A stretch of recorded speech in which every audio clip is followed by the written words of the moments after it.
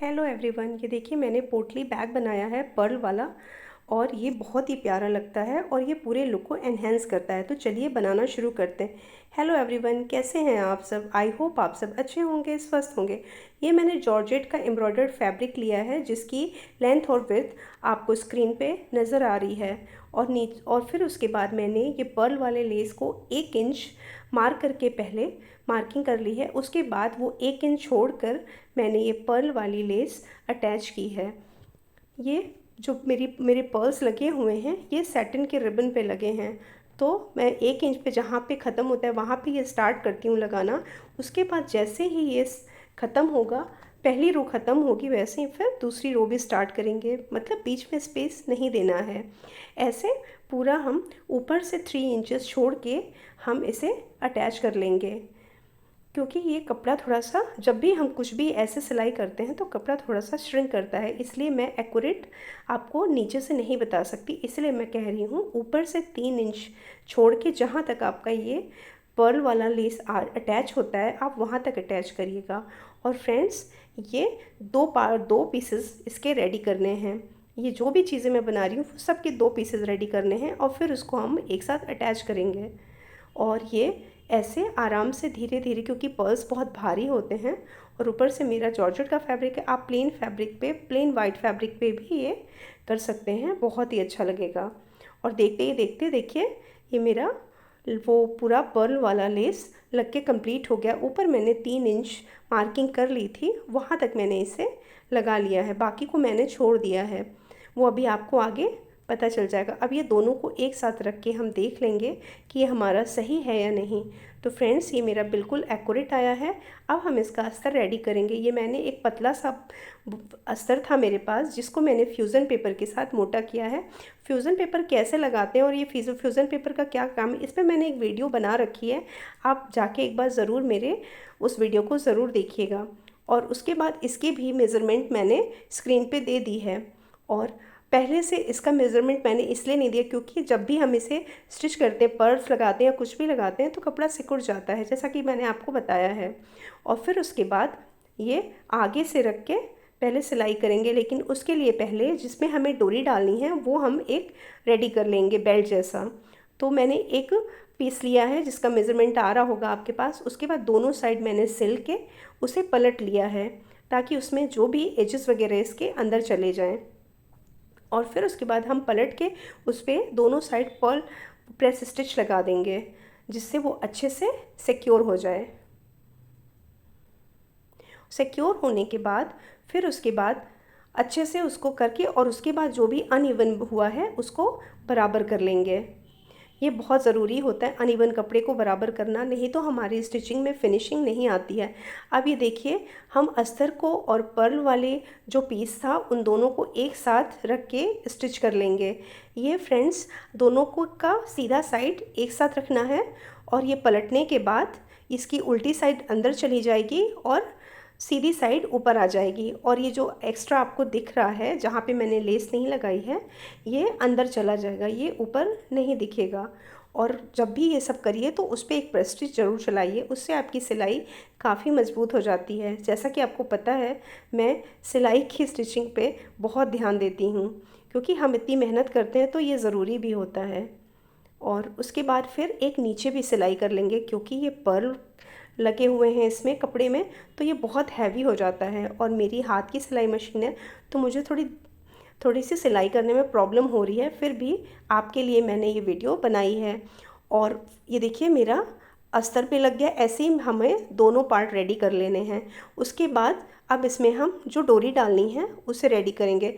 तो दोनों का पहले हम ये बेल्ट वाले का सेंटर पार्ट निकालेंगे और फिर जिस पे हमें अटैच करना है, ये जो हमारा मेन फैब्रिक है पाउच, उस पे भी हम सेंटर पार्ट निकाल लेंगे। और ऊपर जो हमने पलटा था अस्तर वाला पार्ट, उसको फिर से हम एक बार ऊपर से प्रेस स्टिच लगा लेंगे ताकि हम जब वो बेल्ट वाला पार्ट अटैच करें तो इसमें थोड़ा सा भी ऊपर नीचे ना हो, क्योंकि पर्स की वजह से काफ़ी हैवी हो जाता है। और ये देखिए अब हम इसको बेल्ट अटैच करेंगे और उसके लिए सबसे पहले हम इसे पिन से सिक्योर कर लेंगे। पिन से सिक्योर करने से हमारी सिलाई थोड़ी अच्छी और आसान बन जाती है और टाइम भी कम लगता है। और फिर इसको आराम आराम से सिलेंगे, क्योंकि हमारे पर्ल्स अगर सुई के नीचे आ गए तो सुई भी ख़राब होगी और हमारे पर्ल्स भी टूट जाएंगे। तो फ्रेंड्स, ये पहले मैंने रेडी कर लिया, उसके बाद फिर एक्स्ट्रा जो अंदर दिख रहा था उसको ट्रिम कर लिया। और जो मैंने मोड़ा था, चूँकि मेरा जॉर्जेट का कपड़ा था तो मैंने डबल कर लिया था। आप सिंगल कपड़े से भी ये बेल्ट रेडी कर सकते हैं। और उसे फिर मुझे एक बार और अंदर मोड़ने की ज़रूरत नहीं पड़ी। मैं ऐसे ही उसको मोड़ूंगी और फिर उस पर एक सिलाई लगा दूंगी। और सिलाई हमें आगे से ही लगानी है, पीछे से नहीं लगानी है। अगर हम पीछे से लगाएंगे सिलाई तो वो अनइवन हो जाएगी। इसलिए पहले पर्ल हेड पिन से सिक्योर कर लेंगे, उसके बाद आराम आराम से सिलाई लगा लेंगे। और ऐसे ही हमें दोनों पार्ट अपने रेडी कर लेने हैं। रेडी करने के बाद उसके बाद फिर ये अब हम इसे दोनों जो पार्ट हैं हमारे, अब उन्हें अटैच करना है। लेकिन उससे पहले हमें जहाँ तक इसकी सिलाई करनी है वहाँ तक इसके सारे पर्ल्स को निकालना होगा। इसके लिए पहले नीचे जो कॉर्नर साइड है वहाँ पे मैंने थोड़ा सा कर्व दिया है। दोनों साइड में एक ही पार्ट में मैंने कर्व दिया है।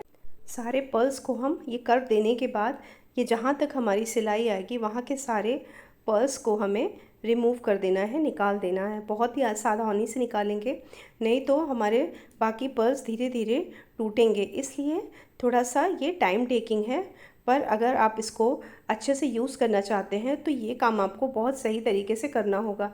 इसलिए पर्ल्स को बहुत सावधानी से निकालेंगे। हालांकि उसके बाद एक नॉट होती है, लेकिन फिर भी अच्छे से निकालेंगे, नहीं तो वो अगर नॉट खुल गई तो फिर उसके बाद बाकी पर्ल्स भी गड़बड़ हो जाएंगे। और ये देखिए, जो मैंने कॉर्नर में थोड़ा सा कर्व दिया है वो आपको शो हो रहा है। उसी कर्व को लेते हुए ये हमें स्टार्टिंग से वहाँ तक सिलाई करनी है। वैसे ही हमें इस पार्ट में भी करना है, इसके भी पर्ल्स को निकाल लेना है जहाँ तक हमें सिलाई करनी है। और निकालने के बाद फिर दोनों को एक बार देख लेंगे मिला के कि ये दोनों सही हैं या नहीं। फिर उसके बाद हम एक पार्ट पे ऐसे रफ़ स्टिच कर लेंगे ताकि हमें एक आइडिया मिल जाए कि हमें कहाँ तक सिलाई करनी है। इसलिए पहले मैंने एक पार्ट पे सीधी तरफ से एक रफ़ स्टिच कर लिया, और जहाँ जहाँ मैंने कर्व साइड किया है वो कर्व लेते हुए मैंने सिंपल सिलाई कर ली है। दोनों ऊपर नीचे दोनों कर लिया है। इसको करने के बाद फिर हम दोनों पार्ट को रख के उनकी सिलाई करेंगे। देखिए फ्रेंड्स, मैंने दोनों साइड ये सिलाई कर ली है। और चूँकि पर्ल्स का है इसलिए बहुत ध्यान देना है। और ये सिलाई करने के बाद अब हमें एक आइडिया मिल गया कि हमें इसी पे सिलाई करनी है। अब इसे हम रख के और जिस साइड से हमने सिलाई की है उस साइड को ऊपर रखते हुए हम ये पोटली रेडी करेंगे, क्योंकि हमें एक आइडिया मिल जाएगा कि हमें इसी पे स्टिचिंग करनी है। और ये बहुत ही आसान तरीका है। दो चीज़ों को, अगर कोई चीज़ बहुत ज़्यादा हैवी और उसकी स्टिचिंग करनी है तो इस तरीके से आप आसानी से कोई भी चीज़ स्टिच कर सकते हैं। ये एक मार्किंग के जैसे काम करता है। और ये रफ सिलाई बाद में आप चाहे तो रिमूव कर सकते हैं, नहीं तो इसे रिमूव करने की ज़रूरत नहीं है। ये देखिए, मैंने फिर उस पर अब धीरे धीरे सिलाई स्टार्ट कर दी। अब ये हमारी मेन सिलाई है जो अच्छे से सिलाई करनी है और बहुत ध्यान दे के सिलाई करनी है, क्योंकि ये पर्स का बैग है तो इसलिए बार बार इस पर सिलाई करना सही नहीं है। तो इसलिए जो भी करेंगे मजबूती के साथ और अच्छे से करेंगे। और जहाँ ये हमने डोरी डालने वाला बनाया है उसके ठीक बगल से, इसीलिए हमने थोड़ा छोटा लिया था ताकि फिर जो स्पेस बचेगा वो हम अच्छे से उसको सिल देंगे और फिर वो बहुत अच्छे से नीट एंड क्लीन हमारा रेडी हो जाएगा। पहले अगल बगल की सिलाई करेंगे, उसकी नीचे की सिलाई नहीं करेंगे। अगर सब एक साथ सिलाई करेंगे तो पर्स की वजह से एक जगह बहुत सारे इकट्ठा हो जाएंगे पर्स, और हमें सिलाई करने में बहुत प्रॉब्लम होगी। अगल बगल की सिलाई करने के बाद फिर हमने नीचे के पार्ट को पिन से सिक्योर कर लिया है। और अब उस पर हम बहुत ही आराम से धीरे धीरे सिलाई करेंगे, वहाँ बिल्कुल जल्दबाजी नहीं करनी है। यही छोटी छोटी चीज़ें हैं जो हमें सिलाई में ध्यान देनी होती हैं, और फिर जब हमें आइडिया मिल जाता है तो फिर सिलाई करने में हमें प्रॉब्लम नहीं होती। स्टार्टिंग में यही सब प्रॉब्लम्स होती हैं, और फिर उसके बाद एक्स्ट्रा वाले को ट्रिम कर देंगे, निकाल देंगे। और ये देखिए, हमारा पाउच रेडी हो गया है। अब इसे हम पाइपिंग लगा के इसको अच्छे से, इसकी जो भी सिलाई है एक्स्ट्रा उसको हाइड कर देंगे। पाइपिंग लगाने का तरीका आपको मैंने पहले भी अपने कुशन कवर के वीडियोस में बताया हुआ है, तो इसमें मैं बहुत फास्ट लगा के इस बैग को कंप्लीट कर रही हूँ। और अगर आपको फिर भी समझना होगा तो प्लीज़ ज़रूर बताइएगा, मैं फिर भी ये पाइपिंग लगाने का तरीका आपको फिर से एक बार शेयर कर दूँगी। और ये देखिए, ये मेरे पोटली बैग पे मैंने पाइपिंग लगा दिया है और ये देखिए कितना नीट एंड क्लीन बनके रेडी हो गया है। ऐसे ही फ्रेंड्स, कुछ भी जो हर चीज़ की सिलाई हमारी ऐसे हम हाइड नहीं कर सकते हैं या डबल नहीं कर सकते, तो हमें ये पाइपिंग की हेल्प से बहुत अच्छे से हम उसे हाइड कर लेते हैं। अब उसमें हम डोरी डाल देंगे। डोरी डालना भी मैंने आपको बताया है अपने पोटली बैग में। पहले एक साइड से शुरू करेंगे, फिर उसको दूसरी साइड से निकालते हुए दोनों का सिरा एक तरफ करेंगे, फिर दूसरे वाले डोरी को भी एक दूसरी साइड से करते हुए फिर उसके दोनों किनारे दूसरी साइड निकालेंगे। ये तरीका इसलिए होता है क्योंकि खींचने पे हमारी पोटली बंद हो जाती है और फिर फैलाने पे वो खुल जाती है इससे। उसके बाद ये देखिए, मैंने डोरी भी डाल दी है और इसमें मेरे पास टैसल रखे हुए थे, वो टैसल मैंने डाल दिए। चाहे तो आप हैंडमेड टैसल भी बना सकते हैं। मेरे पास ये इससे मैच करता हुआ एक टैसल था, मुझे अच्छा लग रहा था तो मैंने ये लगा दिया। और चूँकि ये ऑलरेडी इतना हैवी है तो मैंने इसमें, मुझे तो पर्ल की डोरी चाहिए, तो पर्ल का एक आता है वो मुझे मिला नहीं, तो मैंने ये सिंपल सी डोरी लगाई है जिससे मेरा पाउच हाईलाइट हो। और ये देखिए, मेरा प्यारा सा पोटली बैग, पर्ल वाला पोटली बैग रेडी हो गया है। और जहाँ मैंने सिलाई की है वहीं पे मैं ये हैंडल लगाऊंगी। आप चाहे तो अपोजिट डायरेक्शन में भी लगा सकते हैं। मैंने उस सिलाई पे ही ये हैंडल लगाया है और ये देखने में बहुत ही प्यारा लगता है और अच्छा भी लगता है।